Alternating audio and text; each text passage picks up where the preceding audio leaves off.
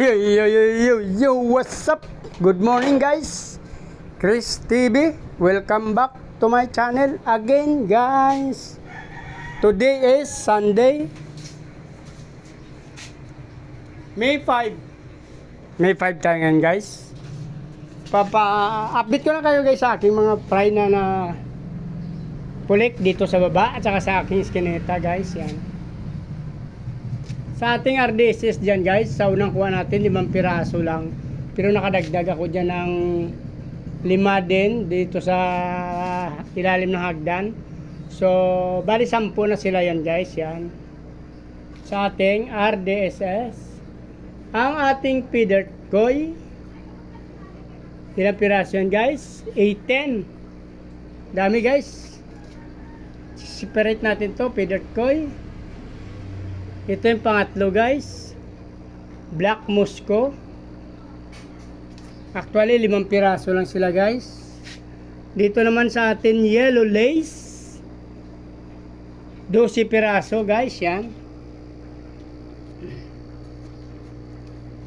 Ang ating feeder na QC, solid QC, hindi nakakross to guys.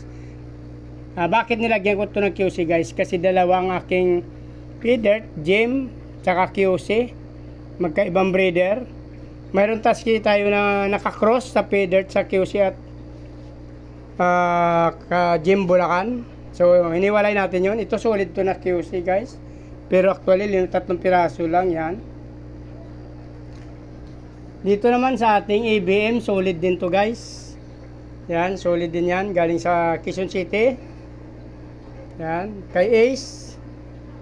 Actually ito pre lang to, pero ABM to guys na tryo ang binigay niya sa atin. Yan. Marami na tayong pinaanak, pero hiwalay natin to kasi solid. Kasi nung namatay yung ating male at female na RDCS, nag-cross tayo dati bago sila nawala. Ito solid din strains ng ating ABM guys. Abang-abang na kayo. After 4 months, pwede na to. So, all in all, ito na-collect natin at 6 na tab guys. Yan. Mayroon pa akong 2 sa taas guys. Papakita ko na sa inyo. Akyat tayo guys, bago natin i-acclimate yan. Dito guys, sa aking terrace, mayroon ako nakuha. Actually, nawalay ko na. Kinuha ko na yung nakapatong sa kanya na plants yan.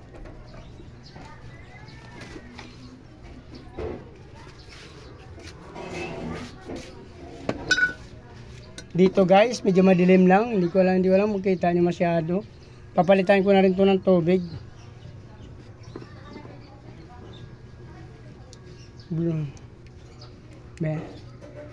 Madilim guys, masyado maitim kasi ayan o, naglumot na yung tubig natin dyan.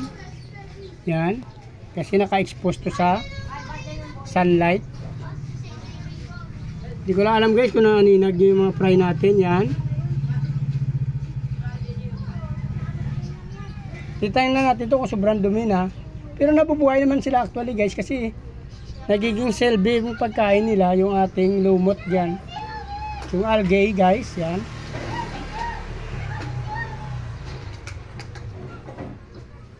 Mayroon pa tayo isang tab na mayroong fry guys, yan. Dito guys medyo malaki na, siguro mga 2 weeks na. Hindi natin napapansin kasi may nakapatong dito na ganyan o. Yan kasi plants natin nakapatong dito yan.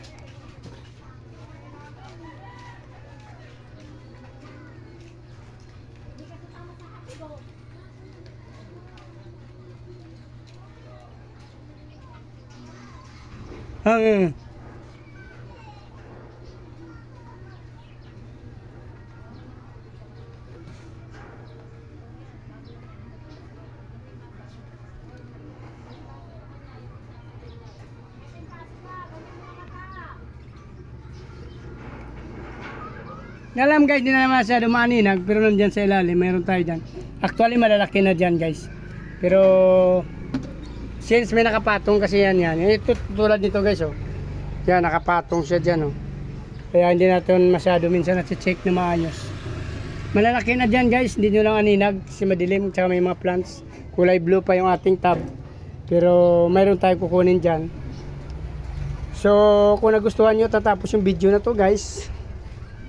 Please like, follow, subscribe my YouTube channel guys. Sama nyo na rin notification bell para updated kayo sa mga video na in-upload natin araw-araw. Maraming salamat sa patuloy na suporta at panonood ng ating mga video guys. Paki-follow nyo na rin yung aking Facebook page guys, Chris Moliano. Maraming salamat at mabuhay kayo hanggang gusto nyo. Bye bye, good morning, happy Sunday.